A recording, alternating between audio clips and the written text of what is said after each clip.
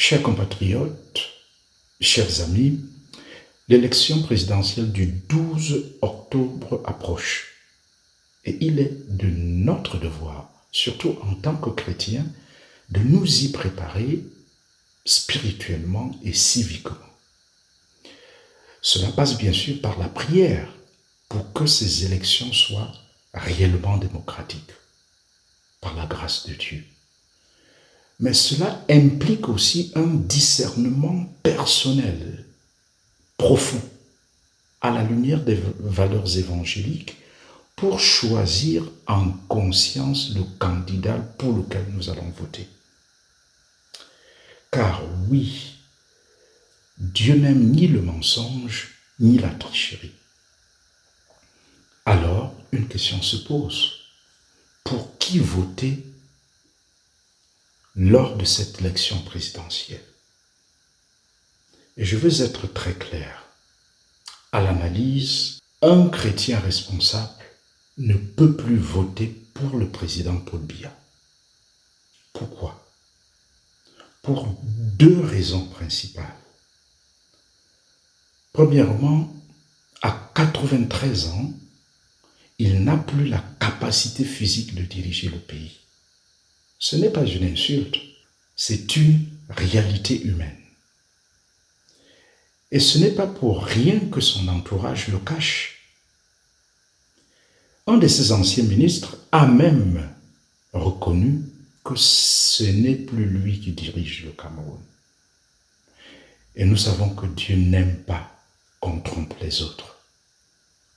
Or, jusqu'à présent, d'ailleurs, ce n'est pas lui qui a officiellement annoncé sa candidature. Et ce n'est pas normal de continuer à diriger le pays par procuration.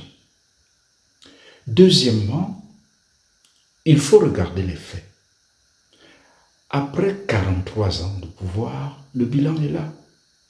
Mauvaise gouvernance, corruption généralisée, injustice sociale.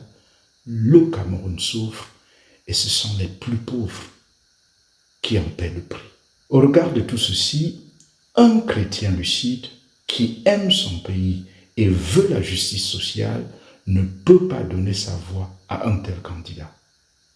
Franchement, il est temps que Paul Biya prenne une retraite bien méritée et il est temps aussi de confier notre pays à un autre Camerounais capable, intègre et en pleine possession de toutes ses facultés. Alors, pour qui donc voter aux prochaines élections présidentielles? Voici quelques repères importants. D'abord, voter est un devoir pour chaque chrétien. On ne peut pas rester indifférent ou s'abstenir. Ensuite, l'Église ne donne pas de consigne de vote. Elle ne recommande aucun candidat en particulier. Mais elle nous invite à voter en conscience en nous posant cette question.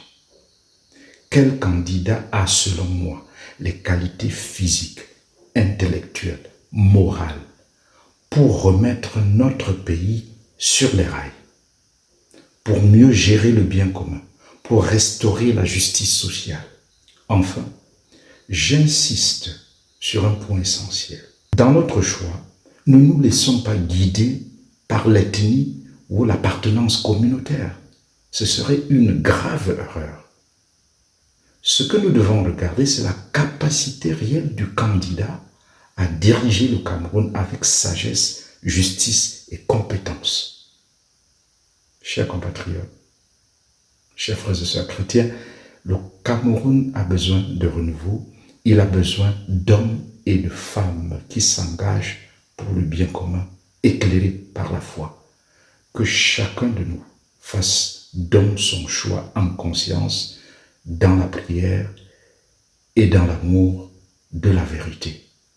Que Dieu bénisse le Cameroun. Shalom.